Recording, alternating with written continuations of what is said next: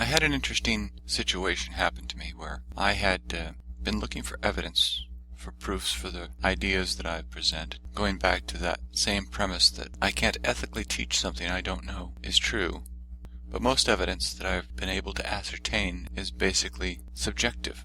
Although this has some proof for me, it's going to be hard to try and pass on that information within the scientific and rational communities. But still my search for that continues. One such event that happened led me to some understandings about beliefs. Though I can't dispute that the event happened, what I found afterwards was my dispute with myself. I wanted to rationalize it in a way because it didn't fit in with my normal views of reality. But my goal is to look at reality without those beliefs and views getting in the way. So I can say that the event occurred, and I know that it did, but putting into context of that rationality becomes more difficult. And this is what we call disbelief.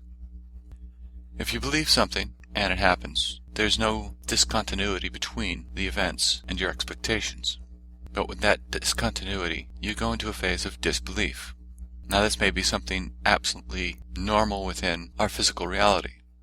The death of a loved one, an accident. For a short time, you're in a state of disbelief. Reality seems to be somewhat tinged, not real enough, or not happening. But you know that it did. And as it comes across, eventually you come to grips with what has happened, knowing that it was reality. In those cases, it's understandable. In the case of what I was looking for, my disbelief was at something that was not exactly within my paradigm of realities.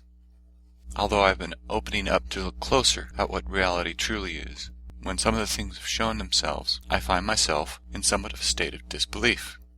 I argue with myself, in a sense, trying to rationalize it, and I find that it's this paradigm that keeps our blinders on. I'm still not sure exactly what to make out of it all, but I know that it happened. Here I would like to interject something similar from the scientific field, that being some of the concepts and ideas in quantum physics. When the new physics became evident that it was truly working, many people just could not comprehend it or come to grips with the reality that it was presenting. It took many years, and still some deeper understandings, and we still don't quite understand it at all. But we have to observe what reality presents to us as truth, and then try to understand it, even if it flies in the face of what we rationally think should be or is possible. I'll give you a small understanding of what I'm trying to grapple with, and basically it's just an event, not necessarily entirely impossible within reality, but unlikely. So then I have to deal with the probabilities, and that's what I was looking for. In scientific terms, we have to deal with some of the probabilities of events to try and make some sense within a mathematical model of reality of what is possible, what is not, what is probable.